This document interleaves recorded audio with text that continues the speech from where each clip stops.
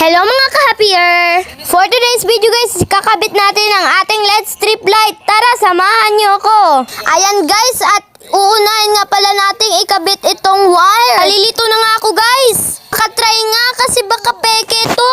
Namanghanga talaga ako guys. Nilagyan ko na lang siya ng stick glue mga ka-happier kasi hindi siya dumidikit. Dumidikit lang siya mga ka-happier kapag lalagyan ko ng stick glue. Yun ang mga problema mga ka-happier kasi lumambig na yung stick glue kaya ipinainit ko muna. At dahil nga itapos na dito banda, itinay ko munang i-open yung LED strip light. Ayan, ang ganda mga ka-happier. Napakaganda talaga mga ka-happier. At dahil nga di pa ako tapos dito banda, itinapos ko muna. Face reveal!